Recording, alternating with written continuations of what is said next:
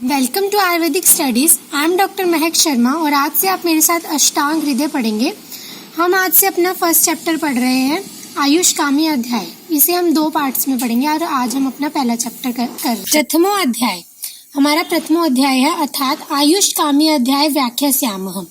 तो हम अर्थात का मतलब क्या होता है अब हम आयुष्य काम्य मतलब आयुष का मतलब क्या हो गया, आयु की कामना करने वाले अध्याय की व्याख्या करेंगे। व्याख्यास्यामः मतलब व्याख्या करेंगे। और अब हमें ना आत्रेय महर्षि को भी प्रणाम करना होता है, तो इसलिए हमें क्या बोलना होता है, इतिह समाहुर आत्रेयादयो महर्षयः। ठीक है, अब हम आत्रेय महर्षि को भी प्रणाम करते हैं। उसके बाद सबसे इम्पोर्टेंट चीज आती है हमारी मंगलाचरणम।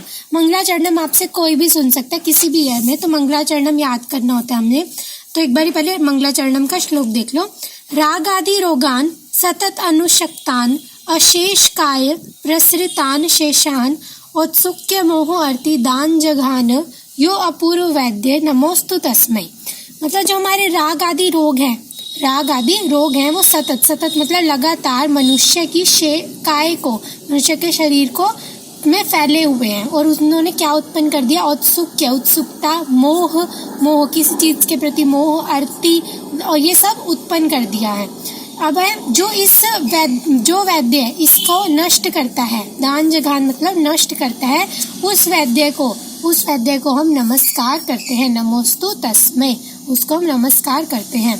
तो राग आदि रोगान सतत अनुशक्तान अशेष काय प्रसृतान शेषान औत्सुक्य मोह अर्ति दान जघान यो अपूर्व वैद्य नमोस्तु तस्मै। ये हो गया हमारा मंगलाचरणम। उसके बाद हमारा आयुर्वेद का प्रयोजन आता है। आयुर्वेद का प्रयोजन भी बहुत इंपॉर्टेंट है, इसका हमें श्लोक भी याद करना होता है। आयु काम्यमानेन धर्मार्थ सुख साधनम आयुर्वेदो उपदेशेषु विधेय परमादरः। तो जो हमारे धर्म, अर्थ और सुख होते हैं, लिखा ना यहाँ धर्मार्थ सुख साधनम। तो धर्म, अर्थ और सुख ये 3 क्या होते हैं, हमारे पुरुषार्थ होते हैं। इनको पाने का साधन क्या है, आयु को, इन तीनों को पाने का साधन क्या है, हमारी अगर आयु होगी तभी हम इन तीनों को पा पाएंगे। तो आयुर्वेदो उपदेशेषु, जो इस आयुर्वेद के उपदेशों का देता है उसका हमें विधेय परमादर, उसका हमें आप परम आदर करना चाहिए। तब हम अगला टॉपिक है हमारा आयुर्वेद अवतरण। तो देखो सबसे पहले कि आयुर्वेद का हमारे पास अवतरण कैसे हुआ, आयुर्वेद धरती पर कैसे आया। ब्रह्मा स्मृत्वा आयुषो वेदम प्रजापतिम अजिघ्रत। सबसे पहले देखो ब्रह्मा स्मृत्वा, ब्रह्मा जी ने स्मरण किया। ब्रह्मा जी ने क्या किया, स्मरण मतलब उन्हें पहले से पता था, बस उन्होंने याद किया। ये वर्ड बहुत इंपॉर्टेंट है, ब्रह्मा स्मृत्वा आयुषो वेदम। आयुषो वेदम मतलब क्या हो गया, आयुर्वेद को ब्रह्मा जी ने स्मरण किया। प्रजापतिम अजिघ्रत, फिर उन्होंने किसको दे दिया, दक्ष प्रजापति को दे दिया। ठीक है, उसके बाद सुअश्विनौ तौ सह सुअत्रि पुत्रादि कान मुनि। सुअश्विनौ, देखो यहाँ पे ओ की मात्रा लगी है। संस्कृत में जहाँ पे भी ओ की मात्रा लगती है उसका मतलब होता है द्विवचन, मतलब अश्विनी कुमार कौन थे, 2 थे। सुअश्विनौ, तो फिर दक्ष प्रजापति ने किसको दिया, अश्विनी कुमारों को। फिर किसको दिया, सहस्त्राक्षम, सहस्त्र मतलब होता है 1000 और अक्ष मतलब होता है आंखें, आईज। ठीक है, तो सहस्त्राक्ष किसको बोलते हैं, किसकी होती है 1000 आंखें, इंद्र की। तो किसको दिया, अश्विनी कुमारों ने सहस्त्राक्षम मतलब इंद्र को दिया। फिर सो अत्रि पुत्रादि कान मुनि, फिर इंद्र ने किसको दिया, अत्रि पुत्र को। अत्रि पुत्र कौन थे, पुनर्वसु आत्रेय। फिर उन्होंने पुनर्वसु आत्रेय ने किसको दिया, ते अग्निवेश आदि कान से, तो अग्निवेश आदि शिष्यों को दिया। तो इन 5 शिष्य थे, उनके नाम क्या थे, अग्निवेश, भेल, हारित, जतुकर्ण, पराशर और शार्पाणी। इनको इसमें श्लोक में लिखा, लेकिन वेश आदि कांस्तेतु पृथक तंत्राणी तेनिरे, मतलब फिर उन्होंने अलग अलग तंत्रों की अपने हिसाब से, अपने विस्तार पूर्वक उन्होंने अलग अलग रचना की। तो ये चार्ट देख लो। सबसे पहले ब्रह्मा, फिर है दक्ष प्रजापति ने अश्विनी कुमार को, अश्विनी कुमार ने इंद्र को, इंद्र ने किसको दिया, पुनर्वसु आत्रेय को। तो ये देखो BDAI, ब्रह्मा, दक्ष प्रजापति, अश्विनी कुमार और इंद्र ने किसको दिया, पुनर्वसु आत्रेय को। फिर ये 6 शिष्य हैं, तो इनके नाम कैसे याद करेंगे हम, अग्निवेश, भेड़, हारित, जतुकर्ण, पराशर और शार्पाणी। अग्निवेश ने, इसको ट्रिक बना के याद कर लो। देखो भेल जो होती है, भेल पूरी होती है हमारी, उसको हम अग्नि पे पका रहे हैं, वो कैसी होती है, हरे रंग की होती है। ठीक है, फिर हमने उसके साथ पानी भी पी लिया, ठीक है। तो ये 2 वर्ड्स अपने आप याद कर लेना, जतु कर्ण। तो ये हो गया हमारा इसका चार्ट, ठीक है। उसके बाद है हमारा अष्टांग हृदय का स्वरूप कैसा होता है, अष्टांग हृदय कैसे बनी या कैसा मतलब वो कैसी है। तेभ्यो अति विप्रकीर्णेभ्य, विप्रकीर्णेभ्य मतलब इधर उधर बिखरी हुई थी, मतलब कुछ पार्ट कहीं था कुछ कहीं था, ठीक है। तो तेभ्यो अति विप्रकीर्णेभ्य मतलब बहुत ज्यादा इधर उधर, मतलब जो बिखरे हुए हमारे तंत्रोच्च, उसमें से जो सार का मतलब होता है उत्तम उत्तम जो चीज होती है, प्रायः सार तरोच्चिस जो उत्तम उत्तम भाग है उसको लेकर क्रियते अष्टांग, क्रियते मतलब अष्टांग हृदय को बनाया गया, क्रियते मतलब बनाया गया, जो कि ना अति संक्षेप विस्तरम, ना अति संक्षेप में है मतलब ना अधिक छोटे रूप में है और ना ही अधिक विस्तृत रूप में है। अब है हमारे आयुर्वेद के 8 अंग। आयुर्वेद के 8 अंग कौन कौन से हैं, देखो पहले श्लोक, ये भी बहुत इंपॉर्टेंट श्लोक है, ऐसे पूछ लेते हैं इस क्वेश्चन को, तो हमने श्लोक भी लिखना है। काय बाल ग्रहो ऊर्ध्वांग शल्य दंष्ट्रा जरा वृषान अष्टावंगानी तस्याहुष चिकित्सा येषु संश्रिता। सबसे पहले देखो काय, काय मतलब काय चिकित्सा, बाल बाल चिकित्सा, ग्रह मतलब ग्रह चिकित्सा, ऊर्ध्वांग मतलब ऊर्ध्वांग चिकित्सा, शल्य चिकित्सा, दंष्ट्रा चिकित्सा, जरा चिकित्सा और वृष चिकित्सा, ठीक है। ये सारी हमारी होगी 8 अंग होगी। अष्टावंगानी तस्याहुष चिकित्सा येषु संश्रिता, ये हमारे क्या है 8 अंग है जिनकी अलग अलग हमने चिकित्सा भी बताई है, ठीक है। इसमें चिकित्सा भी इसके अंदर ही संश्रित है, चिकित्सा भी इसमें सम्मिलित है। चिकित्सा सबसे पहले हम पढ़ेंगे काय चिकित्सा, इन सबको हम डिटेल में पढ़ेंगे। काय चिकित्सा कौन सी होती है, अमाशय और पक्वाशय से जो भी उत्पन्न होता है ज्वर, उन रोगों की शांति के उपाय जिसमें दिए गए हैं उसका नाम ही क्या है काय चिकित्सा, और इसे हम प्रथम अंग भी कहते हैं। उसके बाद है हमारा बाल तंत्र। बाल तंत्र में क्या आता है, बालकों के लिए ना अलग तंत्र बनाया गया, क्योंकि उनमें परिपूर्ण बल नहीं होता और उनमें धातुओं का भी अभाव होता है, इसके लिए इन्होंने एक स्वतंत्र अंग का वर्णन किया है। इनकी औषधियाँ भी भिन्न होती हैं और इन्हें दूध भी माता या धात्री का ही दिया जाता है, इसीलिए यह क्या है अलग से हमारा बाल तंत्र बनाया गया। फिर है गृह चिकित्सा, देव असुर पूतना, ये सभी जो इन सबसे जो ग्रहित होता है मतलब इन सबसे जो आक्रांत हो जाता है उनकी शांति कर्म के लिए ये वाला अंग बनाया गया। इसमें बाल ग्रह का भी समावेश मतलब जो छोटे बच्चों के ऊपर जो इनका अगर समावेश हो गया देव असुर वगैरह, तो इन लोगों के लिए भी ये वाली इसी में ही इंक्लूड हो जाता है, ठीक है। इनके शांति के उपायों की चर्चा भी की गई है। उसके बाद है हमारा ऊर्ध्वांग चिकित्सा, जो हमारे उधर्व जत्रुगत है, मतलब उधर जत्रुगत कौन कौन से होते हैं, क्लेविकल के ऊपर जो है मतलब आँख, कान, मुख, नासिका, इन सब में शलाका होती है, वो जो हमारी पाइप या फिर एक इंस्ट्रूमेंट होता है जिसकी शलाका द्वारा की जाने वाली चिकित्सा कौन सी होती है, ऊर्ध्वांग चिकित्सा, ठीक है। ऊर्ध्व अंगों की मतलब ऊपर के अंगों की। फिर आता है जिसको हम इंग्लिश में ENT भी बोलते हैं, हमारा शल्य तंत्र मतलब सर्जरी, ये सबसे प्रधान अंग है। जब देवताओं का जो संग्राम हुआ था उसमें अश्विनी कुमारों ने इस तंत्र का प्रयोग किया था, तो घावों की सद्य पूर्ति की आवश्यकता पड़ी थी, तब तो अश्विनी कुमारों ने इस तंत्र का प्रयोग किया। चरक संहिता में भी अर्श, उदर, गुल्म, इन सब की चिकित्सा के लिए शल्य कर्म विशेषज्ञ की सहायता लेने का संकेत दिया गया है। और शल्य तंत्र में यंत्र, शस्त्र, शार, यंत्र तो पता ही है जो इंस्ट्रूमेंट्स होते हैं, शस्त्र जो हमारे जो शस्त्रों का प्रयोग करते हैं, शार मतलब होता है जो एसिड वगैरह होता है, ठीक है, अग्नि, इन सब के प्रयोग का निर्देश मिलता है, ठीक है। ये हो गया हमारा सर्जरी।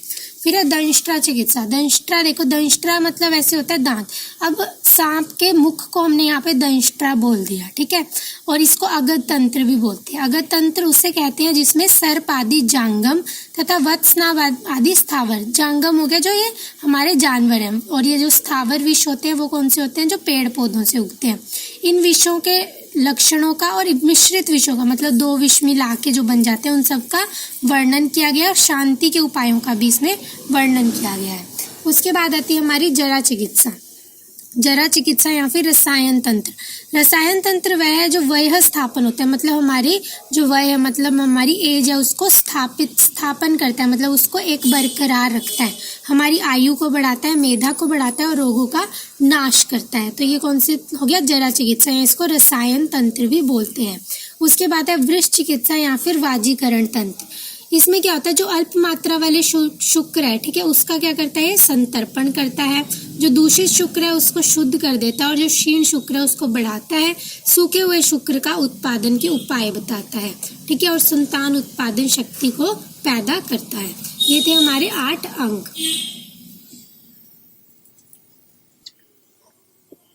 अब इस चैप्टर का ये एक पार्ट खत्म हो गया। अब हम दोषों का वर्णन करेंगे, पूरा दोषों के बारे में बताएंगे।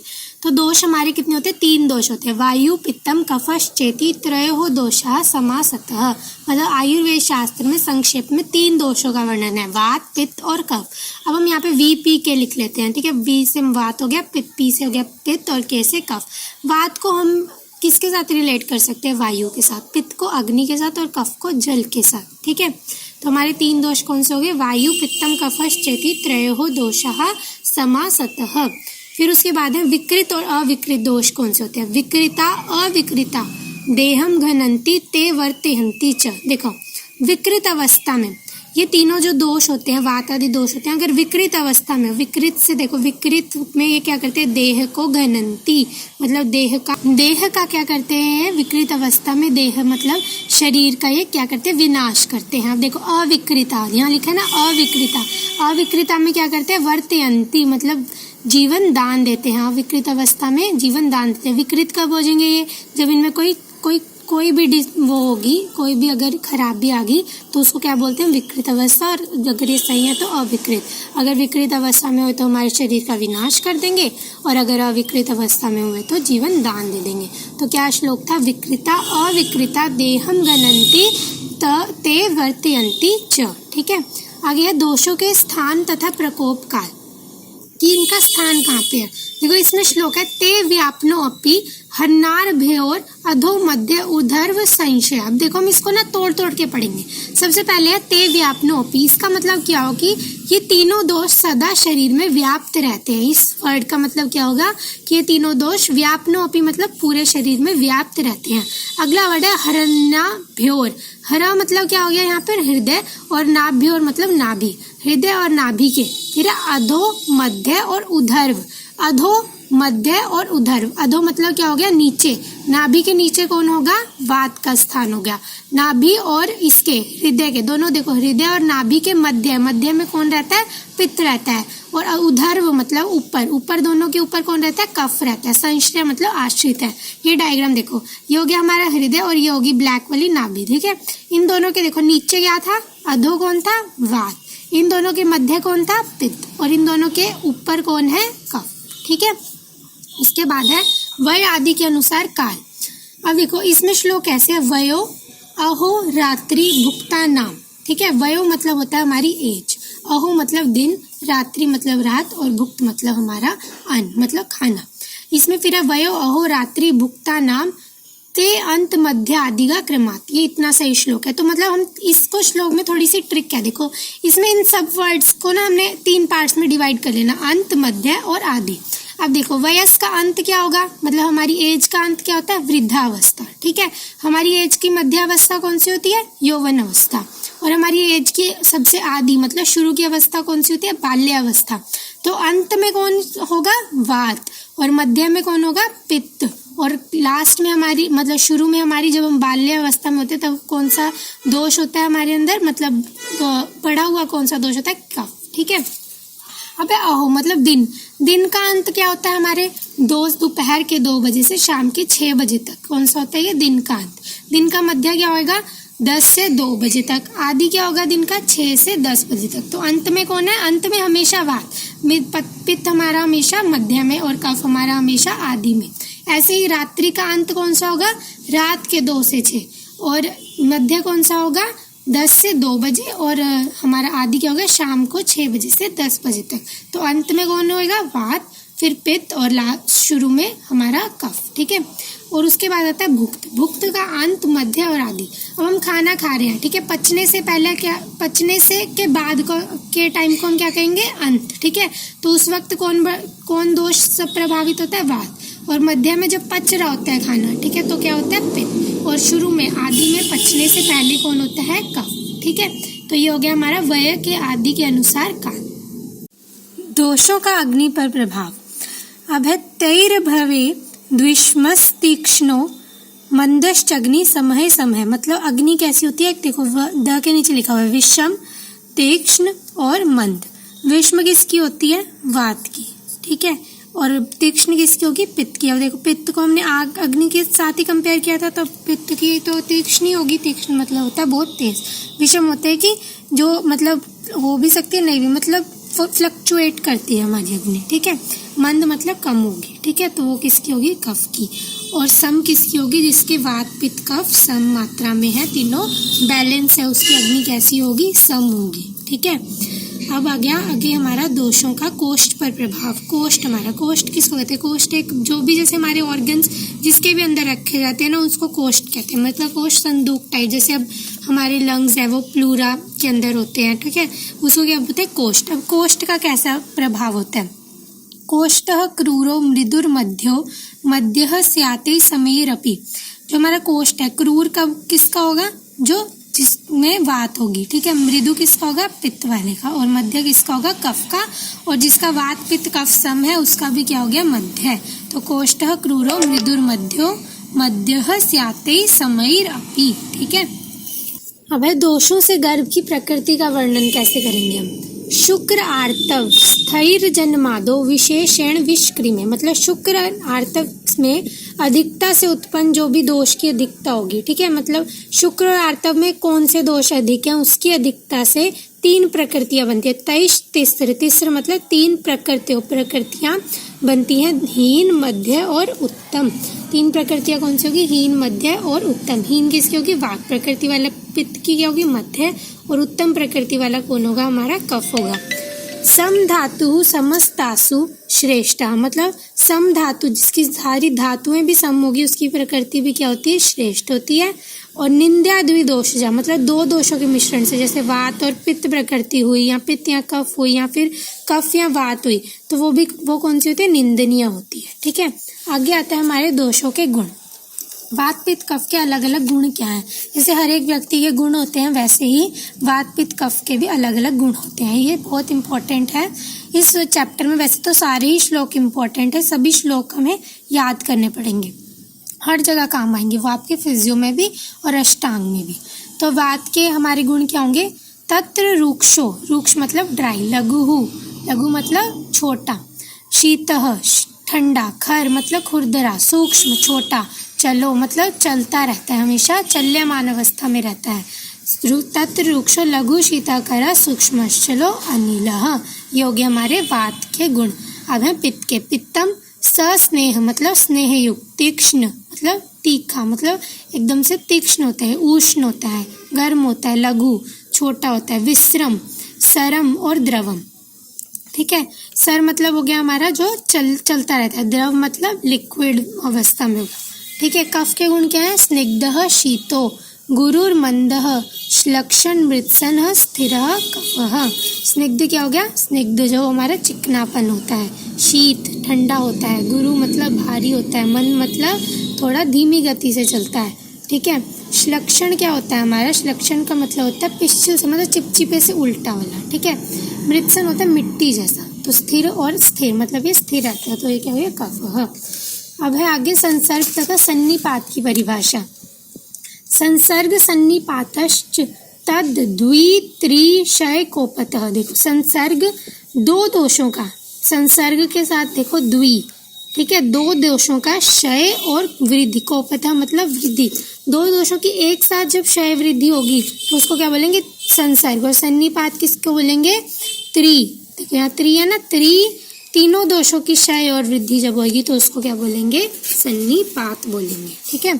उसके बाद है धातुओं का वर्णन और मल का वर्णन। धातुएं कितनी होती है हमारी, देखो रसा रस, श्रृंग मतलब यहाँ पे बोला है हमने रक्त को, मांस, मेद, अस्थि, मज्जा, शुक्राणी, धातु कितनी होगी, 7 धातुएं होती है सब।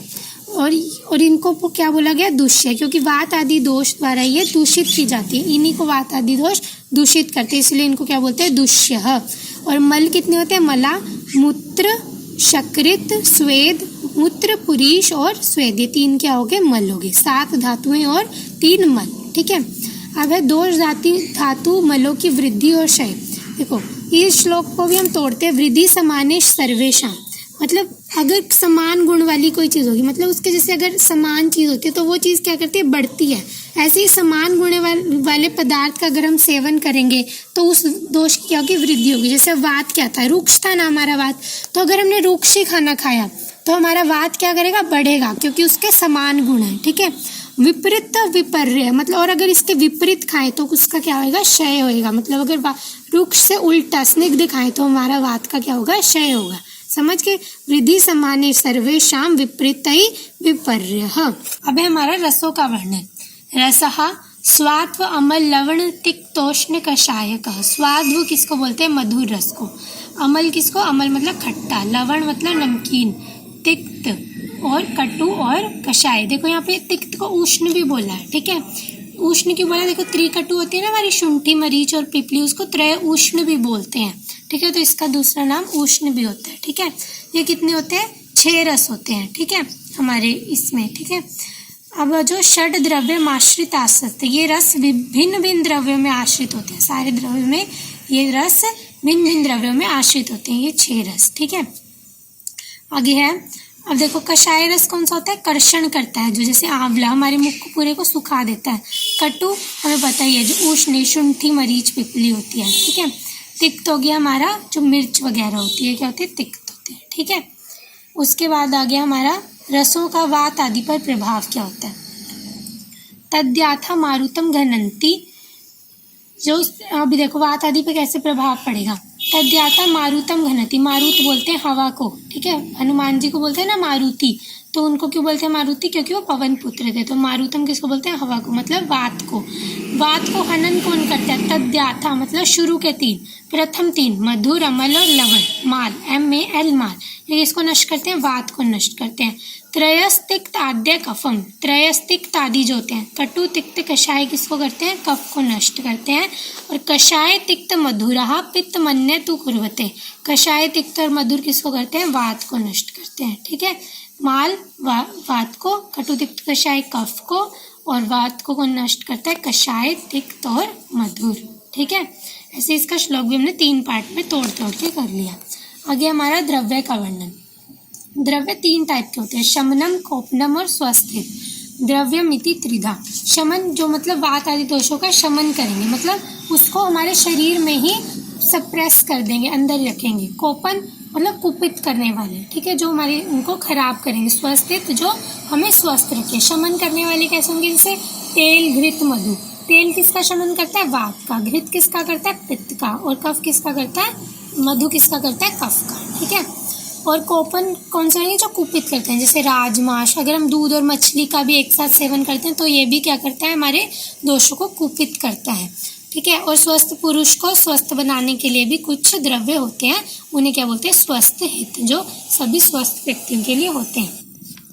अब हमारा वीर्य का वर्णन। वीर्य क्या होता है, पोटेंसी। द्रव्य की पोटेंसी क्या है, 2 पोटेंसीज होती हैं द्रव्य की, उष्ण और शीत। उष्ण शीत गुण उत्कर्ष तत्र वीर्यम द्विधा स्मृतम।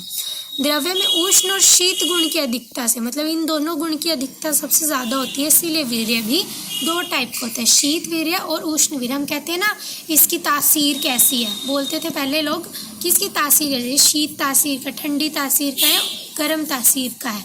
तो वो ये नहीं है कि टच करने में ठंडा और गर्म, उसकी तासीर कैसी है, शीत और उष्ण, मतलब पोटेंसी, वीर्य, उसको बोलते हैं वीर्य।